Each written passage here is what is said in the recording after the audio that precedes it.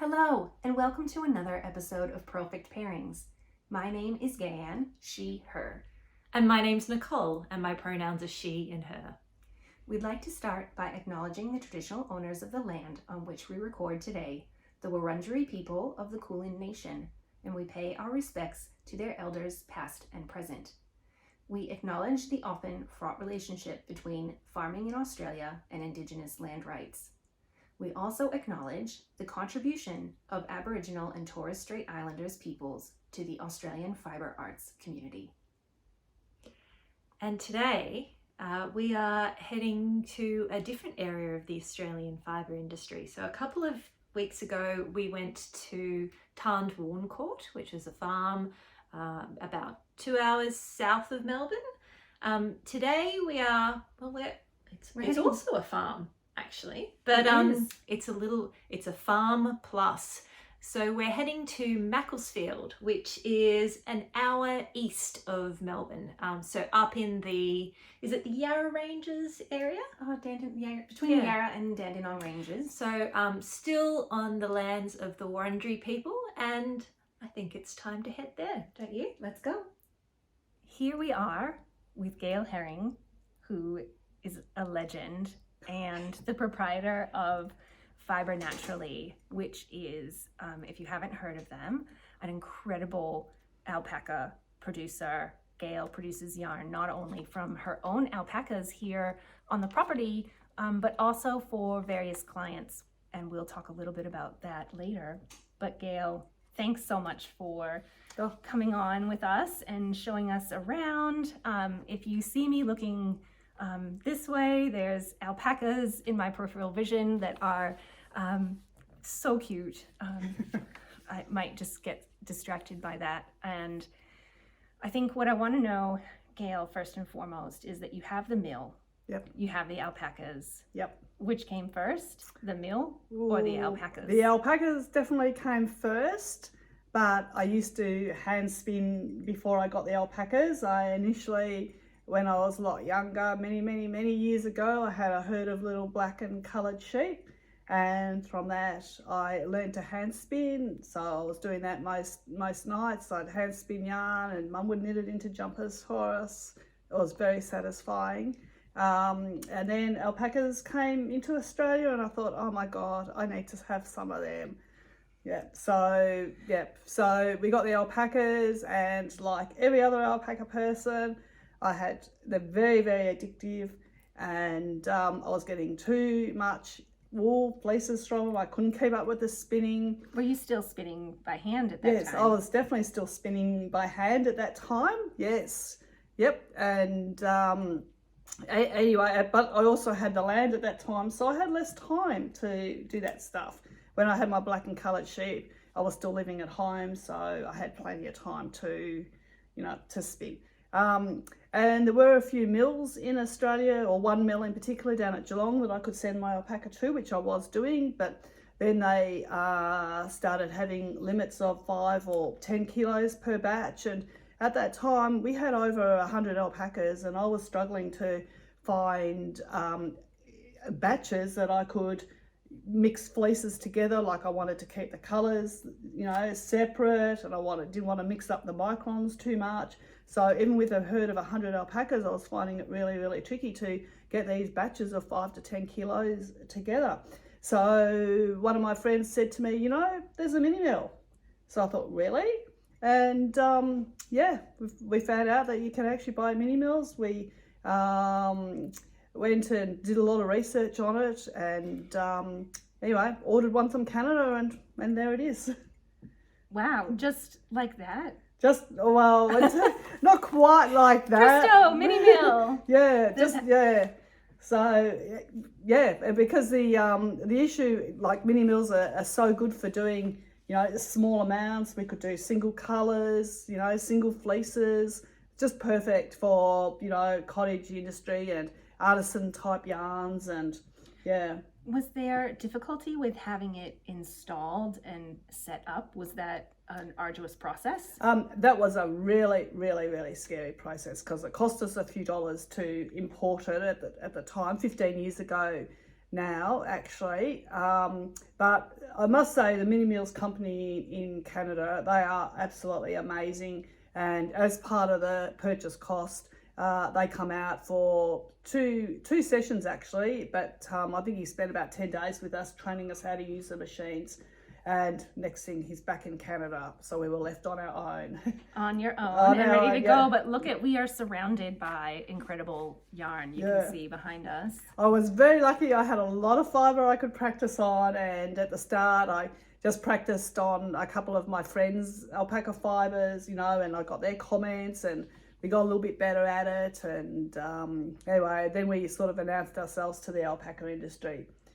I'm pretty lucky because I was fairly well known in the alpaca industry. I go to a lot of shows. I used to show quite a lot in New South Wales, Victoria, South Australia and Tasmania.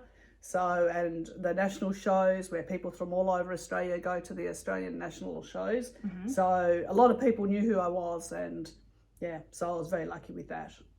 So if I did a bad job, I'm sure it would have got around, but luckily I didn't. Well, your reputation precedes you, and you have quite a few clients. Yep. How do people find you? Now we advertise in a couple of magazines. We do a stand at the Sheep and Wool Show. That's our main stand that we do. We still advertise at alpaca events because alpaca is our primary focus, and like word of mouth, basically. Facebook brings in a few people, but as you saw, it's quite a labour-intensive job. We can't put a lot of stuff through, so we have some alpaca studs that give us quite a decent amount each year to work with. That keeps us busy, keeps us in our little tin shed for quite a few months. So we're not really have to chase any more work at the moment. So Gayle, talk us through the process. How do we get from a fleece fibre, whether that be wool or alpaca or camel, and get to a finished product? Right. Well, we run a little mini mill here. It can't pump a lot of stuff through, but what it can do is give everyone the opportunity, and we can do very interesting and artisan type blends. But anyway, the first thing that we do, after most of the time we work on alpaca only, mostly. And the very first thing we do with alpaca is we tumble it. So that's outside actually, not in here, because it just tumbles out the dust. We will be absolutely covered in dust here. So that's outside in a shed, but it just goes into the air. After it's been tumbled, it comes in here and to our two washing machines. So the washing machines allow us to wash about 6 kilos per wash. So here's the fibre. Yep, this has been washed on Friday. We just left it here for show and tell, basically. So we can keep in this one here. We have got some darker. This is going to be a blend of black and white. But in here we can wash 3 different colours of alpacas. We do have to balance it, so we've got roughly the same weights because of the spin cycle part of it. And we take about 6 hours to wash our fleeces. Washed in rainwater. We've got plenty of tanks around, and we've been lucky with the weather actually for the amount of water, because it does use a lot of water. Is there soap involved, or yes, some kind of detergent? Yes, there's definitely soap involved. What it does, it doesn't actually take 6 hours, but because we soak it and all that sort of stuff, it takes us all day to do one wash. Maximum of 6 kilos, which is 2 kilos per tub. It washes it, rinses it, washes it, rinses it, and rinses it. And hopefully after that, it's nice and clean. This is our wash that we actually did on Thursday. This fleece here is actually from our own alpacas. We've just recently got our micron testing back, and this is our batch between 22 and 24 micron. It's very soft. This is from quite a few of our girls. Unfortunately, we've got red dirt here, so our beautiful white fleeces, which these are, always have a tinge of orange or cream or something, trying to get rid of the red dirt out of it. But doesn't that kind of give a story of where they're from? I think that's really It certainly nice. does. It certainly does. But this stuff here is what we then turn, and then we normally make this into probably an 8-ply. We've got another batch of 20 to 22 micron. We'll be making that into 5-ply, and this is what we're going to be hand dyeing when it's spun up. Well, it feels just exquisite. Yeah. Yep. So it's all of this is just between the 2 microns, so it should be good. We've had some really good fleece tests this year with our animals. I'm very pleased. All right, so explain this part. Where are we up to now? Okay, so after it's dried, we then feed it onto this belt and put it through this machine. So this machine pulls apart all these little clumps of fleece and just opens it up. It also releases a little bit more of the vegetable matter, hopefully. What's the machine called? This is called a picker. It's just called a picker. Why does the fleece need to be opened up? After it's picked, we actually spray it with anti-static type oils for the rest of the processing. Yeah. And also it just makes it easier for the dehairer, for alpaca, and for the carder to separate, and a better job really, just to separate all the locks and all that sort of stuff of the fleeces more even, I guess. I really wish you could feel this because it's just amazingly soft. Like, I want to cuddle it. So Gayle, we're at the back end of the picker. Yep. What is this medieval looking spiky drum that we're looking at? This drum here is exactly what rips the fleeces apart.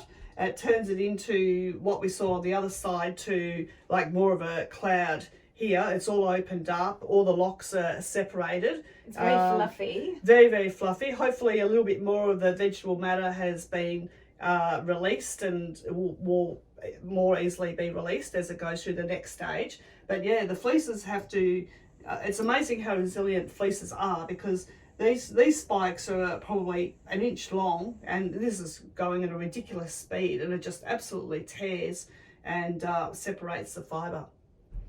So what machine are we on now? This is a dehairing machine. It's also called a fibre separator. What it does is it separates short and coarse fibres and vegetable matter from the rest of the fleece. It's quite a slow machine. It's done on centrifugal force, and hopefully as the rollers go round, all the short and coarse fibres and the vegetable matter fall out.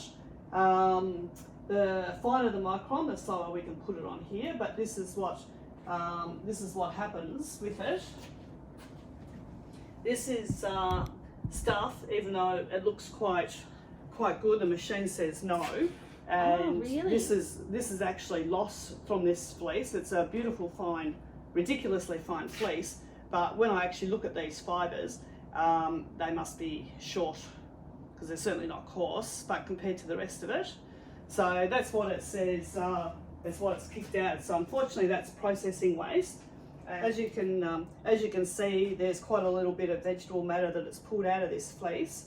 And as this is the first pass through this machine, we always pick this stuff up here and put it through again, and we get another half of it out, roughly. And this is the fibre that is pulled out that's acceptable at the end. This is just like a unbelievably heavenly cloud. And it's so clean too. There's very, very little vegetable matter. There is still See, little bits there. Is unfortunately still some vegetable matter left in this fleece, but alpacas can be very, very dirty, unfortunately. And being a really, really fine fleece, it's quite hard to get rid of the vegetable matter all out of it. Totally, yeah. We're always pulling vegetable matter out of it. We're very fortunate. We have 3 of these dehairing machines actually. This one and its big brother here, and another one right up the end. This is a grey that we've been putting through this dehairing machine. As you can, this is what it's pulled out, and this is the good stuff at the end. So this is the wastage. This is the waste in this particular grey fleece. And as you can see, generally black alpaca can be a little bit higher in micron than the white alpaca, and that really shows when it comes to this, because that actually is a different colour. And this is more so, this has got a lot of shorter and coarser fibres in it. and a bit more vegetable matter than what this is, which has made it through to the other end. So Gayle, we saw the difference in the what is wastage or what comes out during that fluffing process. Yep. And versus what goes on to the next stage. The next stage. How do alpaca farmers, I guess, reduce the amount of vegetable matter in the fleece? Can that be done? Oh yeah, it actually can be done. A lot depends on the time that the animals are shorn. We shear our animals in the middle of September actually. I know a lot of people say it's too cold for alpacas, but we really like the time that it's shorn for so many reasons actually. The weather is more consistent. We're not slaving in a shearing shed on a 37-degree day. The alpacas, their fleeces is so much cleaner. In September, the weather doesn't generally have the highs and the southern lows like we're experiencing now. The alpacas that have just been shorn in the last few weeks will be definitely suffering with this weather that we're having now. In September, it's like, it can go from 15 degrees to 22 degrees, and that's basically it. And the alpacas have just spent winter out there in the paddocks. It's not like they've been in front of the fire and they've been shorn and left out into the elements. But with saying that, we also do have a shed, so if the weather does turn really nasty, we can lock them up, and we have done that actually. Yeah. All right, so where are we now in the process? Now we are ready to card it. So after it goes through the deherer or the fibre separator, different countries call it a different thing, but in Australia it's called a deherer. Elsewhere it's probably called a fibre separator.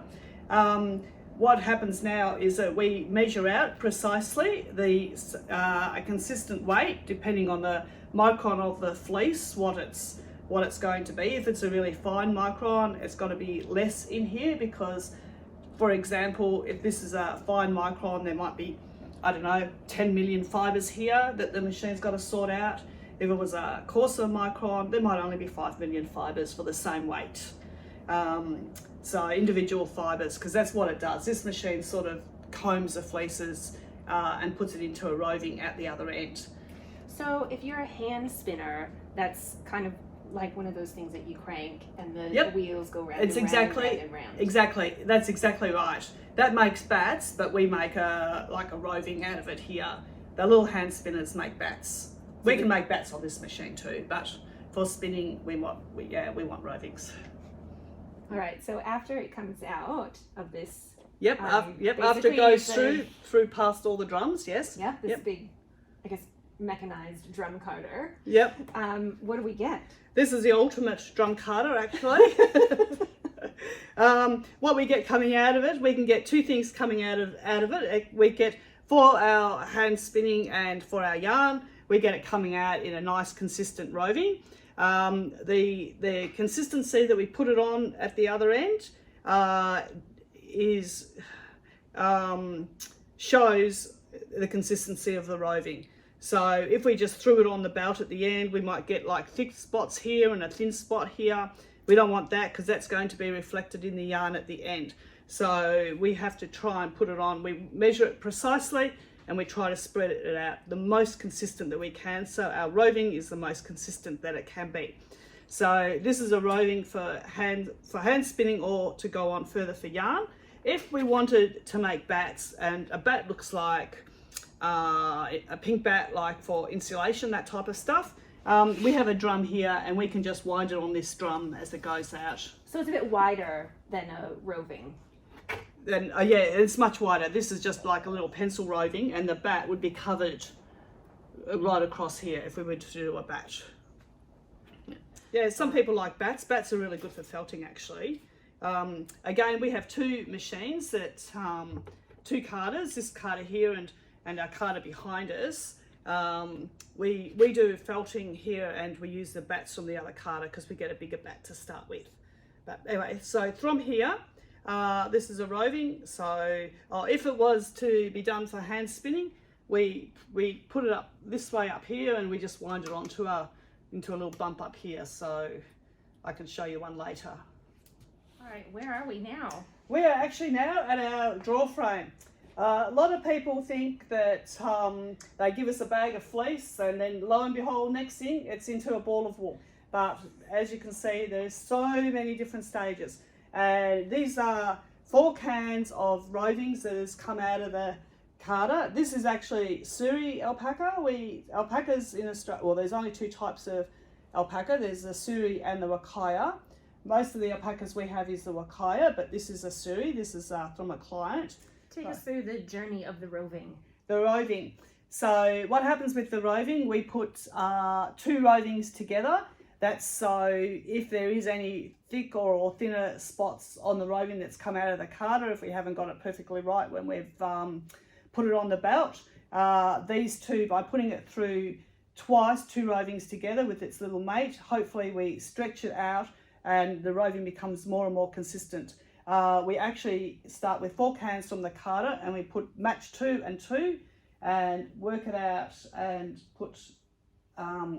put it into 4 cans at the other end as well, 2 cans, and then halve it and then put it into another 2. Then we bring those cans back again and put it through a second time. So as it goes, so each roving gets put through this machine twice and it aligns it and stretches it out and makes it more consistent each time it goes through. So as it goes through, it gets combed by this little porcupine roller here, and as you can see, as it comes out through the other end, it is a lot thinner and hopefully more consistent. So it's really quite time Yeah, consuming process to ensure that you're getting a very quality exactly. yarn or top at the Exactly. at the Yeah, end. yeah. Every machine, like we cannot rush any of these stages through. Each stage, it's like we can't overload the belts over there. They go through, like they just chug through. It'd be really good to be able to put a lot on it, but if we want to make a quality product at the end, everything takes time and each step has to be perfect. All right, so now is this where the magic really happens? This is where the magic really happens. You're right. This is the spinner. So all the preparation that goes through comes down to this. So here's our rovings that have gone through the draw frame twice, and finally we're able to spin a thread. So when we spin the thread, it depends on what the client wants, but whatever they want we try to do. We do a 3-strand yarn here for anything from 5 to 8 ply. We used to do 3-strand 4-ply, but we've changed it now to only a 2-strand 4-ply because to spin a really fine yarn like this takes a lot of time. Now, you mentioned before the difference between Wakaya alpaca and Suri alpaca. Yes. Is there a difference at this stage of the processing between those 2? Hopefully by it gets to this stage there isn't a lot of difference, but spinning Suri can be a little bit tricky. Sometimes we need to put on a little bit more twist on the yarn just to hold the fibres together. They are quite slippery. So, and the other thing is that they break a lot more freely than what the Wakaya does. But hopefully it will spin up without too much incident. But again, it depends on a lot of the quality of the fibre that we get to work with. This is a beautiful Suri, beautiful steel grey Suri. And this particular client wants it a 5-ply. So what happens when I do it, I've set it up to the specification that I think it's going to work to be a 5-ply. When it comes out of the draw frame, we measure the weights per metre of the roving, and we can work it out mathematically what draft I want to put on this machine. Now, what exactly is draft? The draft of the machine is how much the machine takes this roving and holds it back, so to speak, so I only get a single thread of that thickness out of it. So basically the speed of the roving through the machine. Yes, I guess so. Yes, in a way. Yes. Yeah. Yes. It's probably a bit more technical than that. And it's slightly a little bit more technical than that, because if we're putting more twist on it too, like a finer yarn needs more twist, it goes slower as well because it's got to take more time to get the amount of twist on it before it puts it onto the bobbin. But basically, yeah, it's how fast it comes through these machines. So a high draft would come through very slowly. But when we do that, this is how our highly technical 5-ply, I don't know if you can see that. But when we've spun a little sample of it, I've got the machine set to what I think it's going to be, but then I come back here and I look at my 3 strands together, and then I get my little guide, which is actually this is a 5 ply, but this person wants 4 ply, so I just got to make it a little bit thinner than this. But I can see that that is actually probably a little bit too thin, even though my mathematics says that's what it should be.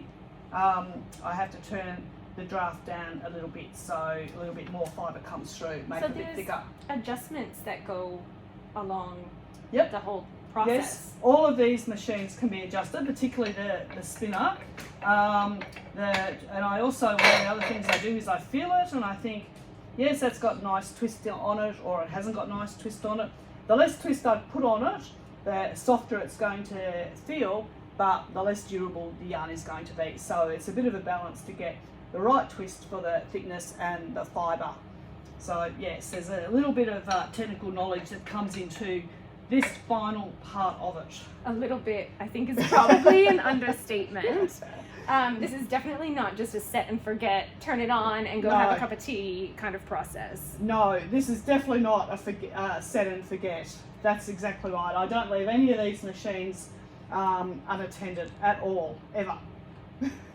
So it's amazing what can go wrong. These are little called travellers. These can fly off, and next thing you've got, there is auto stops, but only if it stops coming through here does the auto stop work.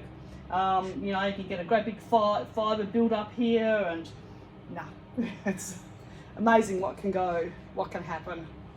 Yeah, I'm really lucky. I've got 3 12 spindle spinners. When I first started out, it was just at the one at the very end, which is an 8 spindle spinner.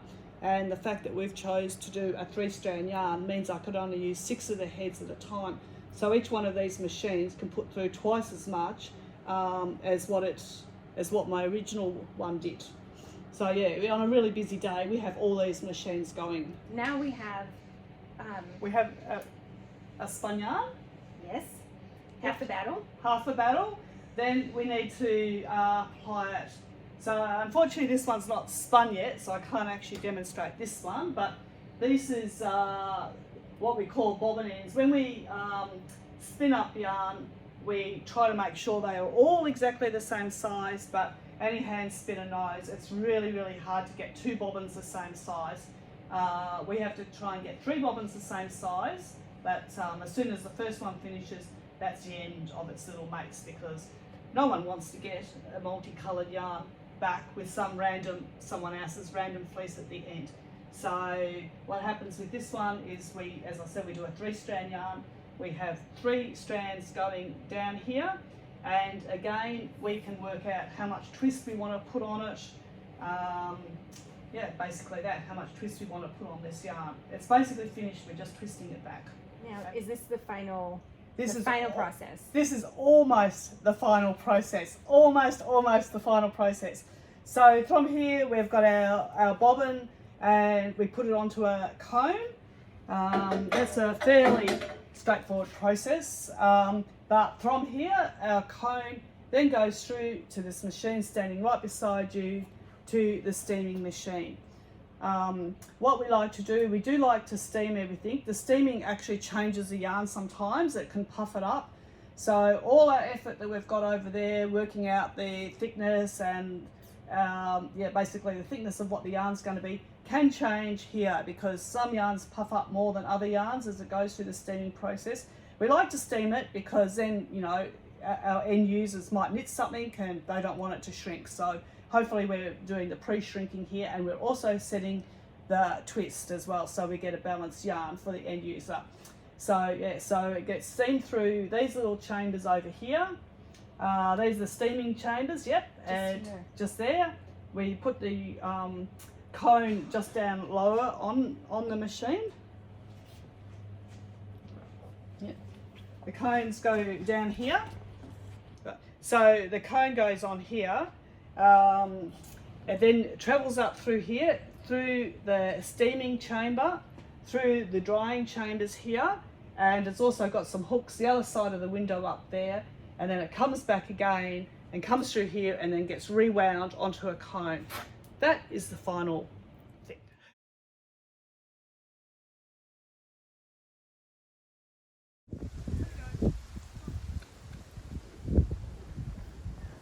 This is Regan. This is our oldest girl. She's about 16 or 18 now. Giving us a lot of beautiful, beautiful babies. Gayle, what's the lifespan of an alpaca? Probably about 20, 22 years, something like that. We reckon, like, if you can get them to 10 years, you're going to get them to 20 years. So, yep. You'll see her, actually, we've got her fleece in there. We've spun up her fleece, not her current fleece, but yep, some of her fleeces in the past. River song.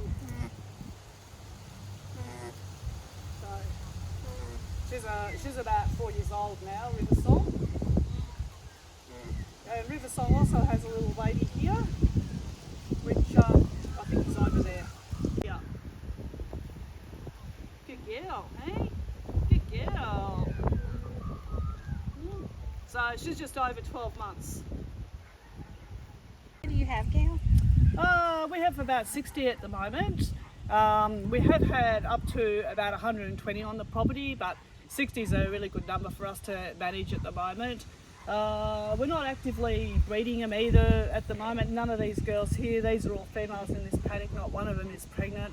You know, we don't really want to just support the pet industry. Alpacas go through a lot of great homes, but there's also some that, you know, we worry about that don't shoot them every year, which is a huge issue with alpacas. And we appreciate it can be hard to get a shearer just for 2 alpacas, but you shouldn't have them if you can't, you know, if you can't do that. But at the same time, we like to go to shows, and we also use the fleeces as well here. So we like to, you know, have some new ones coming up because the new ones have got the finest micron and yeah.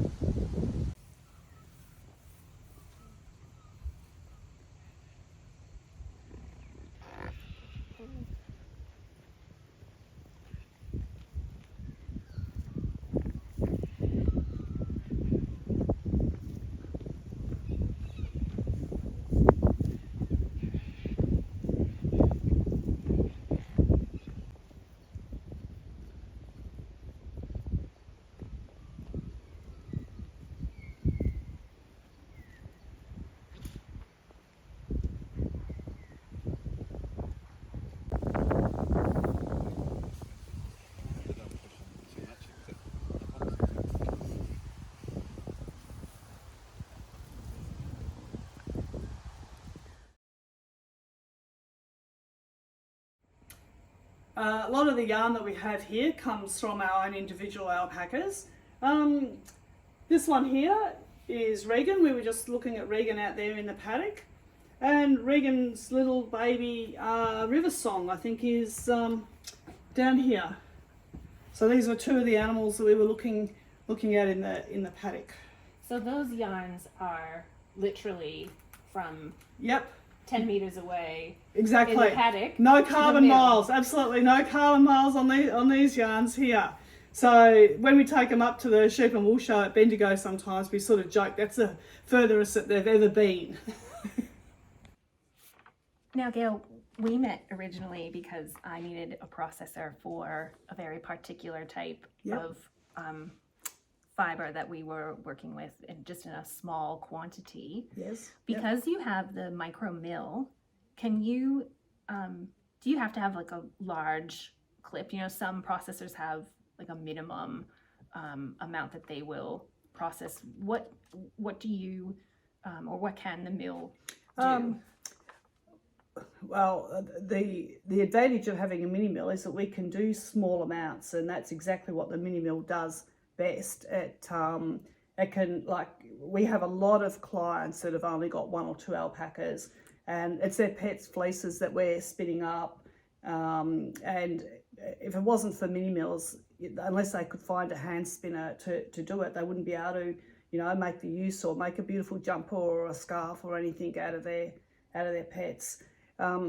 So no, doing small niche batches, boutique, artisan type yarns is exactly what the mini mills do best. And we can tailor-made like a yarn to suit the individual clients. Like some people like a little bit of merino added to their alpaca. Some people like a little bit of alpaca added to their merino. We don't do too much sheep because we are really busy with alpacas. But every now and then, if we have a quiet time, a little bit of corridor might slip through. And, sometimes we add silk to it. We've added cotton, we've added dog hair, you name it. Llama, we've done some, just llama, which are very, very similar to alpaca, just a lot more hairier. We even do our own camels here, actually. So, yeah, mini mills can make just amazing artisan type yarns that you just cannot get anywhere else. They're so unique. Oh, yes, yeah. For someone that wants something different or something that wants something tailor-made, like, some people want their yarn in 5-ply, they've only got one alpaca, or they might want it in really fine 2-ply, or they want it in 12-ply. The mini mill stuff, we can do all of that. Now, Gayle, this I can see you blushing already, probably because of my tone, but some of the fiber that you have spun is museum quality, like actually has made it into a museum. Can you tell us about that? We've had a few actual, I guess, very notable clients, quite a few. God, I'm getting quite a few. Years ago, we did some felting for a very well-known Australian artist, Patricia Piccinini. We did felting for her for one of her pieces that I think was displayed in Western Australia, and then it got a home in the South Australian Museum. More recently, I've got a client in Tasmania that had a special request for some superfine alpaca fibre. So we spun our finest ever, a single strand alpaca thread almost, and sent it to Tasmania. She wove it, and it went up to John Cutler Tailoring up in New South Wales, and he made an exquisite suit or exquisite jacket out of that. He's made a few things actually, but that's one of the pieces that he's done recently, I think has been accepted for the Powerhouse Museum. Up in Sydney to be displayed. So yeah, that's an amazing achievement for the Australian alpaca industry too, I believe, as well. And that was a mixture of Wakaya and Suri. Gayle, you are, I understand, an intrepid traveler. Can you tell us about some of your trips? Oh, I have been in the alpaca world, or in the alpaca kingdom, there's like 4 types, or 5, or maybe 6 actually, types of alpaca. There's 4 little animals that look a bit like alpaca. There's the vicuña, which possibly was developed and domesticated into the alpaca, and there's the guanaco, which then possibly was developed into the llama. But also in the alpaca, in the camelid industry, or in the camelid animal species, there's also 2 types of camel, the dromedary camel and the Bactrian camel. We only have dromedary camels in Australia, that's the 1-hump camels, but I have always had an interest in camels, and I have been very, very, very lucky to go to Mongolia and was able to ride the Mongolian Bactrian camel, and also I was able to go to India to ride the dromedary camels. Now, the dromedary camels in India, I absolutely love them. They dress them up, they're covered in bling, they just look amazing. And I still keep in contact with some of my tour guides that I spent in time with India, and when the COVID crisis hit, because they have no tourism, they couldn't earn any money, so he contacted me and said, look, can I send you out some camel bling? Would you be able to sell that in Australia? And I thought, well, as much as I've already got my camels are blinged out, enough anyway. But I don't think there's a big demand for camel bling in Australia. So I suggested that he sends me out some silk instead. So which he did that, and we have made a couple of beautiful silk alpaca blends from the silk that he sent out. Oh, gorgeous! Yeah. Your website says that alpaca is the fiber of the gods. Yes. Can you describe some of the qualities of alpaca and why it's so good for crafting? Alpaca is a different type of fibre. They're all fibres that can be like Angora goats with mohair and rabbits, Angora and all that. It's just a different type of fibre. But the qualities that alpaca have is that it is a very smooth type fibre, so it feels absolutely beautiful and silky as opposed to the same micron with wool. It's possibly lighter, but I'm not sure if that's just in the spinning of it. You know, they say all these different things. I'm not exactly sure whether they're all correct or not, but it is definitely a silkier fibre than the merino or the sheep. It doesn't contain any lanolin, which is great, which means that we don't have to wash out the lanolin.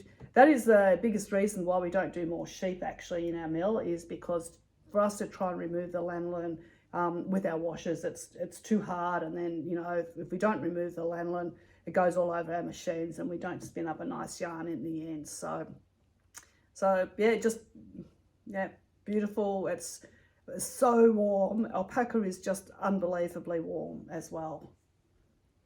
So while I have alpaca as well in my peripheral vision, I have also just seen a camel.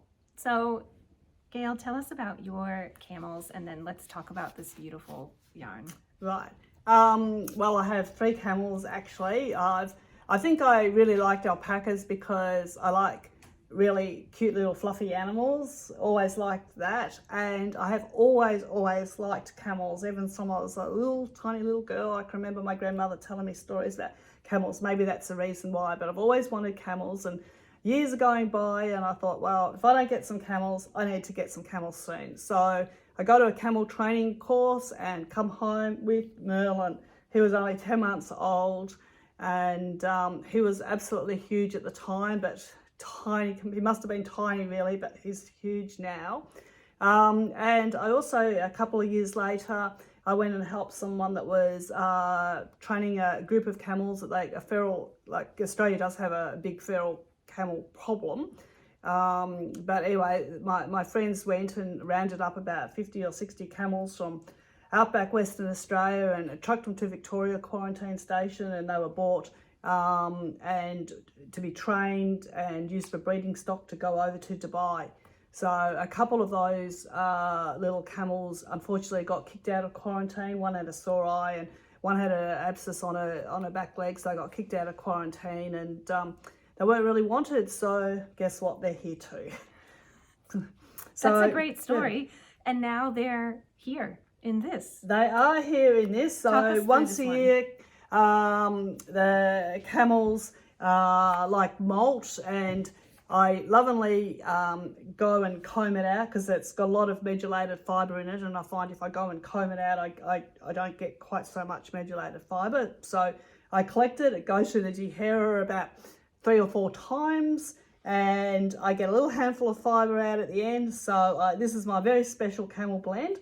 It is, as I call it, my Merlin range. It is 30% camel and 70% alpaca, just so we can get a decent amount out of it. I wish you could feel this because it is so soft. I know, the camels, but unbelievably, when I first got them, people would say to me, you're going to spin up the camel fibre, and I look at it and I look at the beautiful alpaca and I look at the camels rolling in the dirt and horrible stuff, and I'm thinking, why would I bother really with that? But when I actually dehaired it, I realised it was unbelievably soft as well. So, yeah.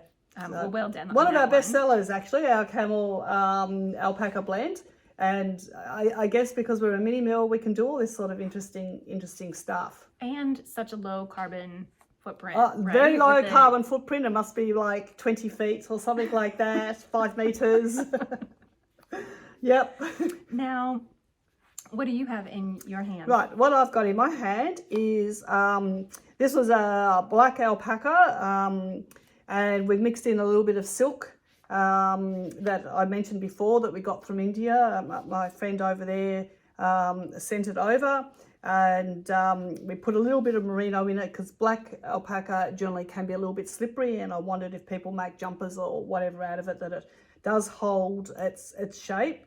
I find that white alpaca, nice crimpy fine white micron alpaca, is really good at holding its shape, but as the micron goes up and as it becomes black or darker in colour, it can drop. So, and that's always been a critique of a lot of knitters, I think. It has beautiful drape, but it can also stretch a little bit in a jumper. So sometimes we add merino. If I think someone's going to make a jumper out of it, I'll add black merino to it. And this is and that is a result of that. It's got the silk from India. So, and then it's got some tweeding to it. Yep. A bit. Where does that come into the process? It's actually recycled sari silk, and that's just as we blended it in, that's how it's come. We sort of blended it in at the end, so we would have this tweeding effect. Just beautiful. Beautiful and soft. Black does feel divine. This bundle, Yep. there's 6 different colors, but tell me about them. These particular bundles are all from alpacas that we've met before today. One of the huge advantages of alpaca is that they all come in these beautiful natural colours. So this is just a selection of alpacas that we've got here. This is our beautiful black stud male Magellan. This was who's this one? Kyla. Kyla's out there. She looks a little bit different now. She has a little fawny twinge. She's a beautiful white girl, but she does still have that little fawny twinge due to our red dirt. And so from year to year, Yep. each animal can produce even a different color of fleece. Is that right? Yep. Generally white stays white, but if I take these and maybe black stays black, although as the years go on, the black can get a lot of white fibres in it and become a very dark charcoal grey. Particularly on these other colours, these ones, the browns and that, the alpacas can change from year to year. So Almost like grapes. almost, not a huge difference, but yes, they certainly, you wouldn't want to make a jumper out of one year and think, oh, well, I'll get some more spun up. And also, if it gets spun up at a different time, I'm going to spin it differently and it'll just look different. So that's one downside of spinning small amounts, is that, for the quantity of it.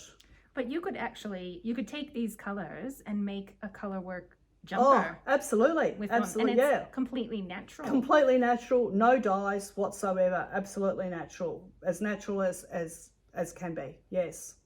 Yep, and those have come like 5 metres to here. So It's unbelievable. It's just the color range that you can find just among the animals. Yeah, that is one amazing. They used to say 22 different colours for alpacas. I'll say there's probably infinite really, but maybe 15 main ones now. But when you look at our range on the wall, you can just see that there's no 2 alpacas that are exactly the same. Now, I can see on the labels, Gayle, you've got 2 of these, in addition to your logo. Yeah. There's these other logos. One I recognize, Yep. which is the Australian Fibre Collective. When we spoke to Tom Dennis down at Tarndie, he introduced us to that. Yep. You're obviously part of that. Can you tell us what your involvement is? Yes, well, so much of the Australian wool industry is sent overseas. So I was really, really pleased when I found out and was approached by the Australian Fibre Collective to be involved, because it does show, and it just shows that, and it's been very interesting. I'm actually on the board as well, and it is so interesting to find out that so much of the Australian wool industry is actually sent overseas for some sort of processing, if not all the processing, but at least some of the processing. And with the stuff that we produce here, as long as it's only our alpaca and it's been approved, I'm very proud to put that logo on it, because people that want to buy Australian alpaca or Australian product know that is generally has not left our shores and it's been fully processed on Australian shores. So with the Australian Fibre Collective, what are the rules to be included with that? For the rules to be included, it's actually very, very strict. We need full traceability of the whole chain of where that fibre or end product has been. It definitely cannot leave the Australian shores. It has to be fully processable and fully traceable, that it has all been done, grown, right to the finished product, whatever it is. We have some fleeces that can be sheep's fleece. It doesn't have to be alpaca. It can be sheep. It can be goat. It can be rabbit. It doesn't really matter. But if you see that logo, you do know that it is 100% Australian fibre, and no process of it at all, like scouring, for example, has left the shores. And that is actually really important, to people like me, and at least if you know it has been fully processed in Australia, you know that the working conditions or that how it's been produced is ethical. Overseas, they don't have the environmental issues that, Australia has, so it's been Much stronger regulation. It's much stronger regulations in Australia. Who knows what chemicals they've used? Who knows how they're polluting the environment with the scouring, for example, overseas, or dying or whatever. So you know that if it carries that, it's been, consideration to the environment, consideration to the Australian working standards, and all that sort of stuff. Yeah, it's really important. It's one of the things that we've discussed before on our program is how we don't want our hobby to negatively impact either the environment or the lives of others. Exactly. Yeah. So it doesn't necessarily be alpaca. It can be any type of product. We have like knitted gloves. Our knitted gloves carry it. Other people have done weaving with it or felting with it, and it only contains Australian fibre as well. So a lot of the products, unfortunately, I use silk. I cannot find an Australian supplier of silk. So anything that I put silk in, unfortunately, I can't use that logo. So it is very, very strict. So you can be rest assured that if it's Australian product and it carries that label, it has been scrutinised, and it is 100% what it's meant to be. And there's this other label here, but I'm not familiar with that one. That Can one you is tell me the about that one? guaranteed Australian alpaca logo, and that just means that is actually Australian alpaca. Australia does produce some of the best alpaca in the world. Peru is the #1 country for producing alpaca, but Australia has really, really high quality alpaca as well. And when people see this on our yarn, they know that it's not imported alpaca, that it is actually Australian alpaca. One of the biggest issues that I think, in my opinion, that Australian alpaca has is that we are competing against Peru and Chile to a lesser extent, and the prices that they pay for their fleeces over there is minuscule, really, compared to what it really costs the Australian alpaca industry. But with that, our quality is good. Maybe not in the quantities that it's done in Peru, but definitely some of the Australian alpaca, is just phenomenal, the quality of it. There is a lot of interest in the Australian alpaca. I think in Peru, they keep all their really fine stuff under maybe 21 micron, maybe. I'm not 100% sure on that, but China and a lot of other countries can get the Australian alpaca, and it has got a really good name overseas, because I guess we're a fibre producing country, and we have a lot of people that understand fibre. In addition to the natural fleeces or the natural yarns that we've seen, and obviously behind you there's these beautiful colors. Yes. Talk us through these. Talk us through these. Well, these ones here, these two here, it's still 100% alpaca, hand dyed by my daughter. In fact, if you go back to if you go to the mill tour, you'll see some fleeces being dried. That's what they're going to be turned into. This is our 22 to 24 micron from 2021. All our whites. And anyway, we're spinning that up into 8 ply, and that's what's going to happen with that. All individually hand dyed by Ashley in her little felting, in her little dyeing studio here in one of the other sheds. And this one here, these ones, gorgeous heathered kind of colors. yeah, this is a slightly different yarn that we do. So we do basically 3 types of yarn here. We do our natural alpaca, we do our hand-dyed alpaca, and this is our merino luxury blend. I was fortunate to get to be able to buy some coloured merino tops, of which I've now added 30% also of our white alpaca here. And that's what this is. This is our 30% merino, 70% merino and 30% alpaca. So they're our 3 main yarns that we do. These are actually, we don't hand dye these. We've bought the coloured merino tops. So unfortunately, once we've used them, that's the end. Yeah, that's the end. We can't replicate it. We could dye it again, I guess, the merino tops, but it was already dyed for us in this instance. So you don't just produce for knitters, do you? No, we don't. Because No. I'm holding this. Can you tell our viewers, some of who, well, some might know what this is, but some might not. What is this? This is a carded bump for hand spinners and felters. We saw it going through the carder instead of going into the cans. It gets wound into a bump, and when I mentioned that, this is exactly what it will be. So there is a lot of alpaca out there, some good stuff, some bad stuff. A lot of alpaca that we get asked to do, or we get told sometimes, as people say, oh, I've been given an alpaca fleece and it's, you know, can you spin it? And really it could be a 15-year-old alpaca, it's been guarding sheep, they haven't looked after the fibre, it's, you know, might be shorn in February, March, full of vegetable matter. But with our ones here, these are all micron tested, and like, just so people know exactly what they're getting.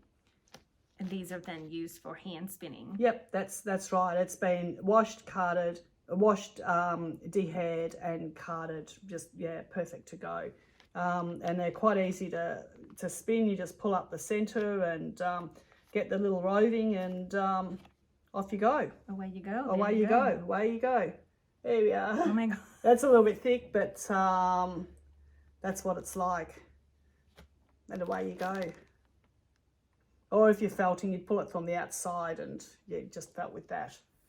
But that one, all of these are, you know, like we just get them all micron tested, and we know what they are, and they're labelled accordingly to what their micron is. So when people buy alpaca, they know what they're getting. So Gayle, not only are you a farmer, Yep. a yarn producer, but you're also a keen crafter. I am, yes, I am. What's your craft of choice these days? Well, my craft of choice, Mum's got the knitting down pat, so I didn't really want to do that. My one of our daughters does the dyeing and the crocheting and all that, so it wasn't much left for me, so I've chosen felting. So this is a piece that I felted recently. I'm trying to make it super thin. This is, except for the silk, it is 100% alpaca, and when I open it up, it is quite large.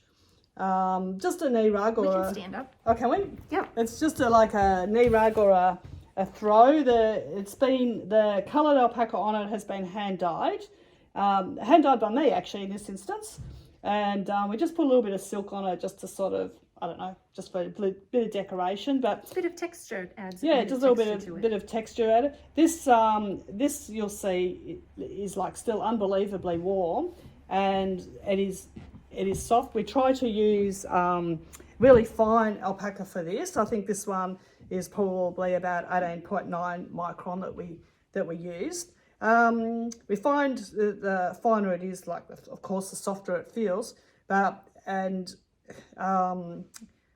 Anyway, we're trying to make it really fine. This one weighs equivalent for size, the same as a piece of paper, or not much more than a piece of paper. I was going to comment that it is so light, but even just the literal 2 minutes that it's been over our knees, yep, it's so warm. It is so warm, and I've got a blanket that I made for my bed a couple of years ago. It is so soft and so warm. It is just like felting has given me a new appreciation of alpaca. It just feels so nice, and it just keeps my body anyway at like the perfect temperature. In summer, it sort of is like cool to have this blanket on, and in winter you can certainly feel if it falls on the floor.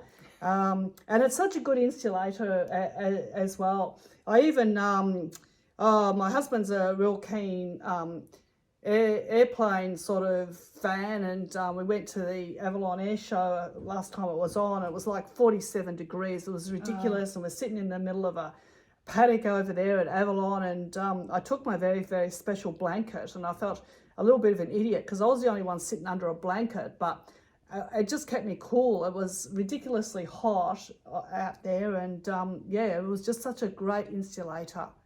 So yeah, it's beautiful. Now, do you make these for yourself, or do you sell them as well? We do sell them. We haven't, unfortunately, with the spinning and all that, I don't have a lot of time. It takes quite a bit of time to make one of these, and we have a needle felting machine. These are all needle felted, by the way. They're still quite strong for the thickness that it is. We've got like a flatbed needle felter that it does it, but it still will take us like a good half day to do this. So at this stage, we're sort of just making them almost for ourselves. But if people want to buy them, yes, they're available. Yep. And speaking of buying, how can people buy your yarn or other products? We do have an online shop now.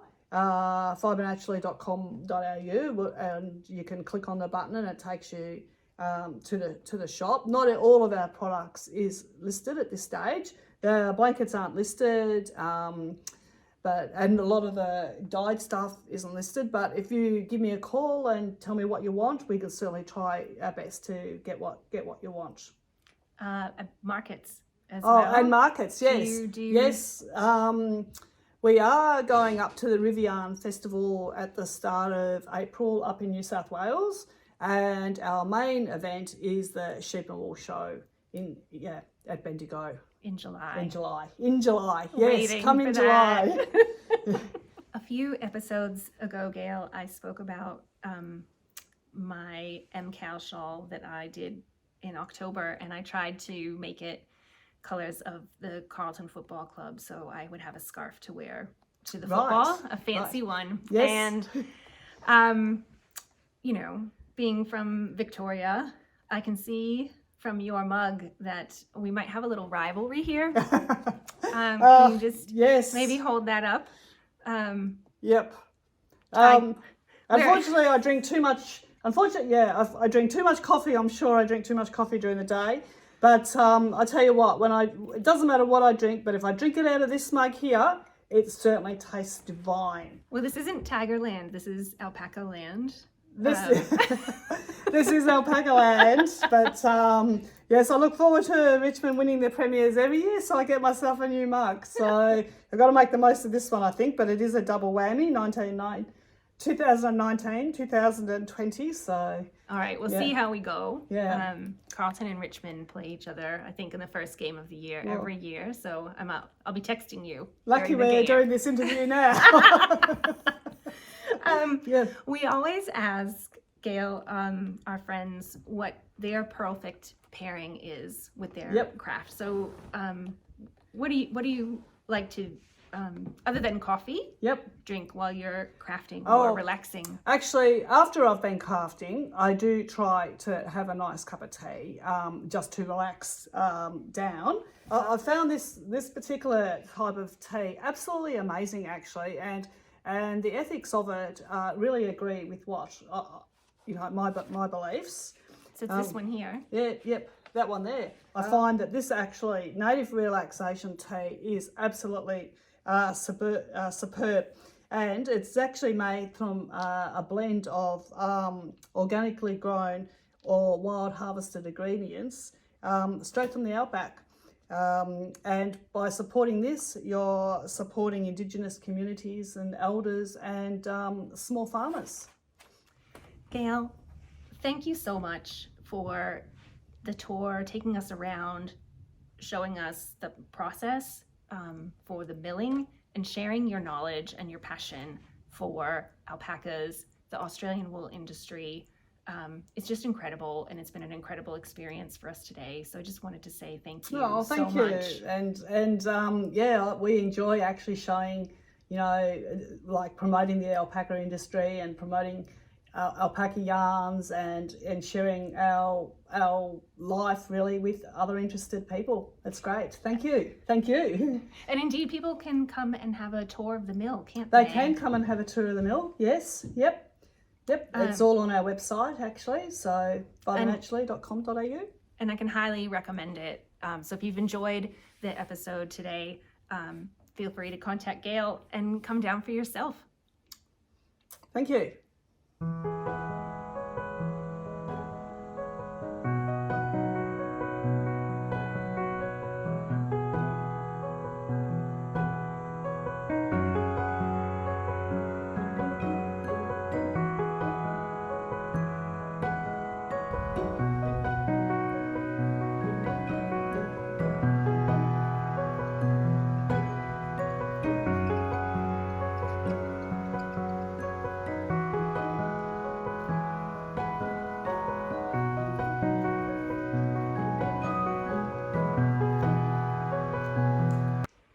And we're back.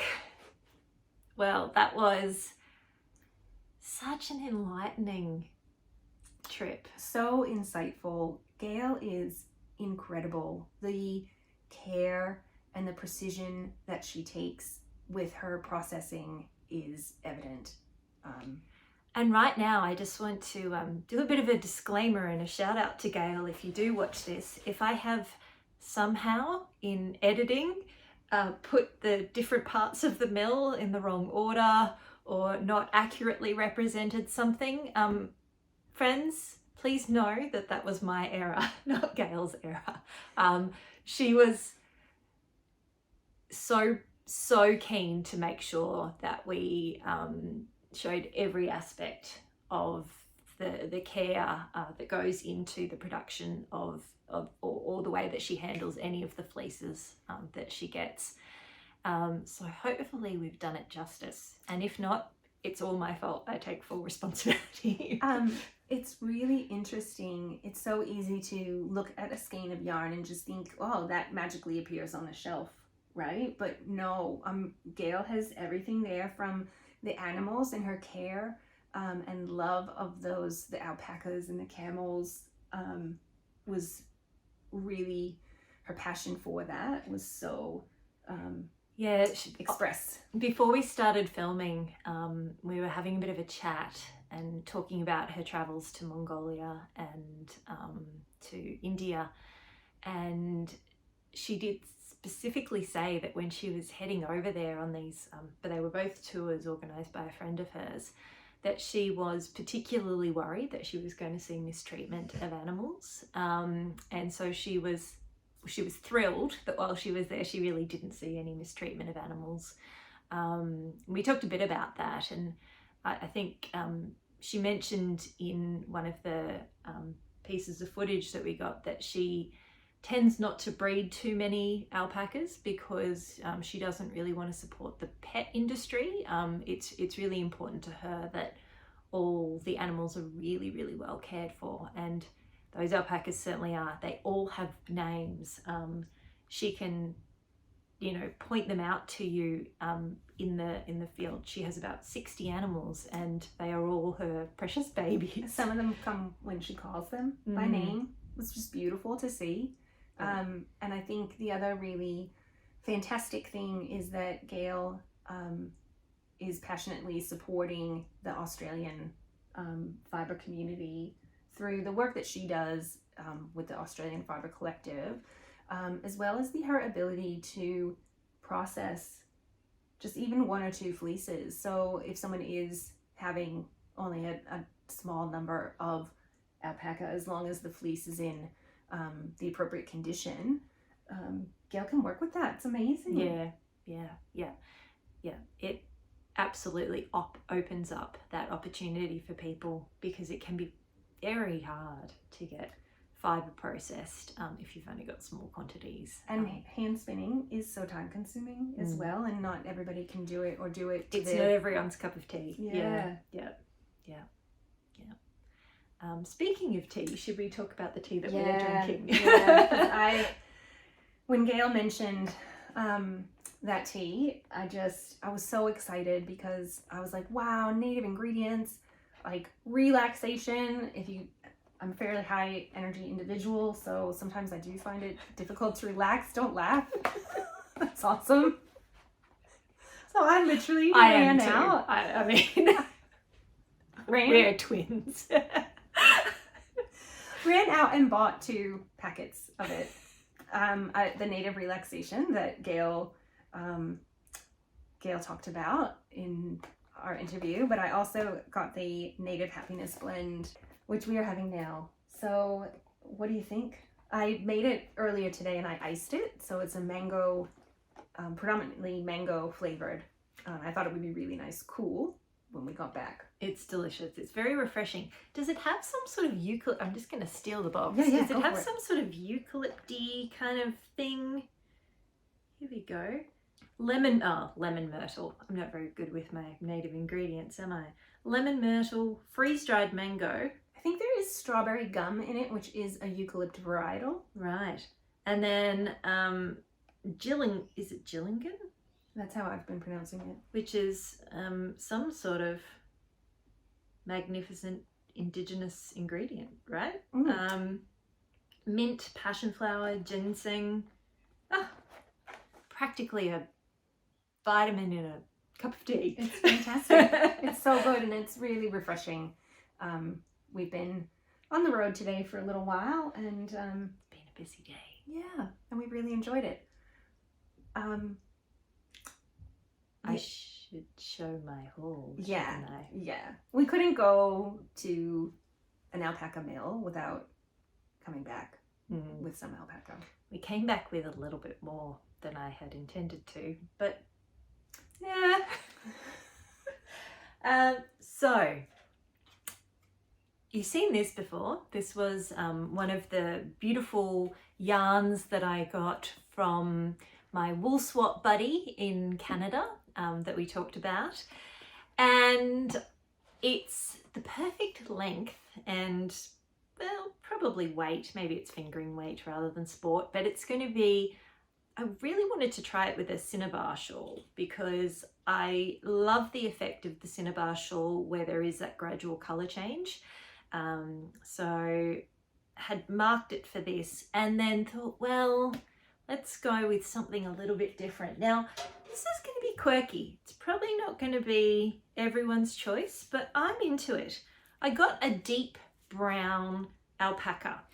So this is actually, I mean, you couldn't not meet Regan and not buy Regan. Yeah, Regan is one of the oldest alpacas. I think we worked out she was 15 at the 15 moment. or 16, I think.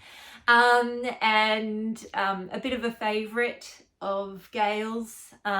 So we met Regan, and then there was this lovely sort of chocolate brown yarn, which is 100% from Regan. So I've got that, and together like this, they kind of look, I'm not sure how well that goes, but I did have a bit of a play around because you'll see each of the colour individually against the brown. I'm excited about knitting that up and seeing what it looks like. So, and the alpaca is such a beautiful soft treat. But I didn't stop there. We talked about the lovely yarn that included some silk from India. Have been wanting a cardigan from a darker yarn, but not black, because I really don't enjoy knitting with black. So I think this really, really dark, blacky, chocolatey brown with a little sari silk fleck through it will be super fun to work with. It's fabulous. Well, friends, we're going to leave it there today. Please, well, first of all, thank you for watching. We really love the way that you are supporting us by watching our episodes and commenting on our posts. We respond to all of the comments. We love your ideas as well, so feel free to suggest things. If you think there's a cardigan pattern from an Australian or New Zealand designer that would be great for me to work with there, or if there's anyone else that you're really interested in hearing from in the Australian fibre industry. And please try and get our, I'm still not sure, are we calling it a podcast or a vlog? Vlogcast, maybe. Please share it. If you like it, tell your friends about us, give us a thumbs up, and subscribe so that you can keep on top of all of our yarny, fibre-y content. Well, we'll see you next time. Thanks for watching. Have a Happy lovely knitting. day.